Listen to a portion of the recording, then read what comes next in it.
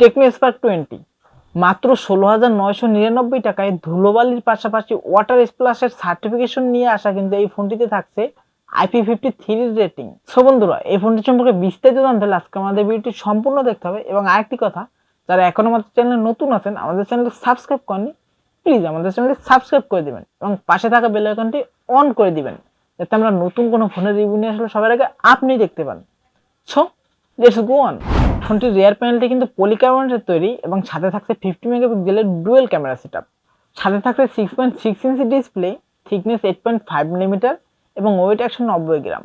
এবং 190 গ্রাম মানে light weight হওয়ার কারণে কিন্তু অন হ্যান্ড ফিল ভালোই পাবেন, মানে এক হাতে অনায়াসে ব্যবহার করতে পারবেন। পোর্শন বাটন নিয়ে কথা বলতে গেলে ফোনটির রাইট সাইডে রয়েছে একটি ভলিউম আউটডাউন বাটন এবং পাওয়ার অন অফ বাটন।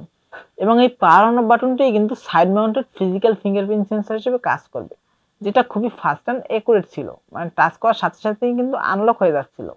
এবং লেফটে রয়েছে একটি সিম কার্ড ট্রে। এই সিম ট্রেতে কিন্তু আপনারা দুটি সিমের পাশাপাশি একটি মেমোরি কার্ড ব্যবহার করতে পারবেন, মানে এটার জন্য একটি লাইক দেওয়াই উচিত। এবং উপরে রয়েছে স্পিকার এবং নিচের দিকে রয়েছে main speaker, USB type C charging port, 3.5 এর একটি হেডফোন জ্যাক এবং প্রাইমারি মাইক। এবং এটি কিন্তু 4G সাপোর্টেড একটি ফোন এবং অপারেটিং সিস্টেম হিসেবে রয়েছে কিন্তু অ্যান্ড্রয়েড 13 এবং ইউএস হিসেবে রয়েছে টেকনোর নিজস্ব UI মানে হাইওএস 13.5। এবং এটিতে কিন্তু সাথে আপ টু 8GB পর্যন্ত ভার্চুয়াল র্যাম ইউজ করতে পারবেন। এবং আমরা সকলেই হয়তো বা জানি, অনেকে জানে না, মানে ভার্চুয়াল র্যামটা কিন্তু শুধুমাত্র গেমারদের জন্য প্রয়োজন হয়। মানে ভার্চুয়াল র্যামটা মাল্টিটাস্কিংয়ে ব্যবহার করা হয়, যারা নর্মাল ইউজ করেন তাদের জন্য ভার্চুয়াল র্যামের কোনো প্রয়োজনই নেই।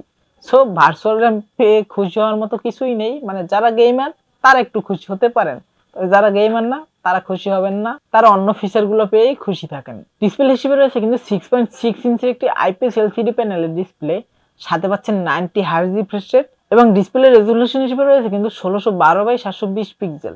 এবং এই ফোনটি ইনডোরে আমরা খুব ভালোই ব্রাইটনেস পেয়েছিলাম, মানে ব্রাইটনেস জনিত কোনো ঘাটতি দেখা মিলেনি।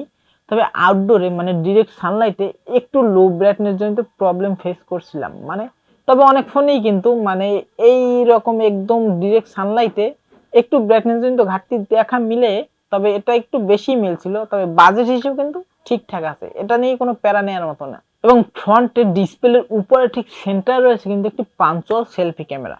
এবং এই ফোনটির রিয়ার প্যানেলে পেয়ে যাচ্ছেন কিন্তু 50 মেগাপিক্সেলের ডুয়েল ক্যামেরা সেটআপ। এবং এই ক্যামেরা দিয়ে সর্বোচ্চ ভিডিও রেকর্ড করতে পারবেন 2K 30 fps এ। তবে একটি দুঃখের কথা, মানে এটা কোনো ওএস সাপোর্ট থাকছে না। আর একটি খুশির কথা, মানে বাজেট কম, মানে কম দাম, সেহেতু ওএস সাপোর্ট থাকছে না, এটা মেনে নেওয়ার মতো, এটা কোনো মানে অবাক হওয়ার মতো কিছুই না। তবে ওএস সাপোর্ট না থাকার কারণে বলবো, যারা ভিডিও রেকর্ড করবেন তখন একটু স্টেবল রাখার চেষ্টা করবেন আপনার ডিভাইসটা, যাতে ডিভাইসটা নাড়াচাড়া না হয়। মানে নাড়াচাড়া হলে তো বুঝেনি ভিডিওতে শেকি ব্যাপারটা চলে আসবে, সেক্ষেত্রে ভিডিওর কোয়ালিটিটা খারাপ হবে। আর যদি স্টেবল রেখে ভিডিও করতে পারেন, মোটামুটি চালিয়ে নেওয়ার মতো ভিডিও পাবেন। ফ্রন্টে রয়েছে 32 মেগাপিক্সেলের একটি সেলফি ক্যামেরা, যেটা দিয়ে খুব ভালোই সেলফি তুলতে পারবেন, মানে সোশ্যাল মিডিয়া রিলেটেড সেলফি কিন্তু তুলতে পারবেন। এবং এটিতে কিন্তু রয়েছে ডুয়েল স্পিকার, মানে এই বাজেটে ডুয়েল স্পিকার, এটা কিন্তু আসলে অবিশ্বাস্য একটি বিষয়। মানে যারা লং টাইম মুভি দেখেন বা ফোনে কথা বলেন, গান শোনেন, তারা খুবই ভালো একটি রেজাল্ট পাবেন, মানে তাদের কাছে খুবই ভালো লাগবে এই ফোনটা। এবং ব্যাটারি সেকশনে রয়েছে 5000 mAh একটি ব্যাটারি, যেটাকে চার্জ করানো থাকছে 18 ওয়াটের একটি চার্জার, যেটা দিয়ে এই ফোনটিকে ফুল চার্জ করতে অ্যারাউন্ড 2 ঘন্টা থেকে 2 ঘন্টা 20 মিনিটের মতো লাগবে। এবং এই ফোনটি ফুল চার্জ করে যদি নর্মাল ইউজ করেন, সেক্ষেত্রে 1.5 থেকে 2 দিনের মতো ব্যাকআপ অনায়াসে পেয়ে যাবেন। এবং যদি হেভি ইউজ করেন, মানে একটানা গেম প্লে করেন বা একটানা মুভি দেখেন, সেক্ষেত্রে স্ক্রিন অন টাইম 6 থেকে 6.5 ঘন্টার মতো ব্যাকআপ পেয়ে যাবেন। তো ডিসপ্লেটা কিন্তু বেশ বড় সড়ো একটি ডিসপ্লে, এই ডিসপ্লেতে এই ব্যাকআপ কিন্তু খুবই ভালো একটি ব্যাকআপ। প্রসেসর হিসেবে রয়েছে মিডিয়াটেক হেলিও G85 প্রসেসরটি, যেটি একটি অক্টা কোর প্রসেসর এবং এটি ট্রানজিস্টর সাইজ হলো কিন্তু 12 ন্যানোমিটার। জিপিইউ হিসেবে রয়েছে মালি G52 এবং এই ফোনটি দিয়ে কিন্তু গেমিং খুবই ভালো করতে পারবেন, মানে ফ্রি ফায়ার একদম স্মুথলি প্লে করতে পারবেন মিডিয়াম সেটিংসে। তবে পাবজি হাই সেটিংসে প্লে করতে পারবেন না, মিডিয়াম সেটিংসে প্লে করতে গেলে একটু ল্যাগিং এর দেখা মিলবে। তবে বাজেট হিসেবে ঠিকঠাক আছে, মানে যেহেতু 16,000 টাকা প্রাইস।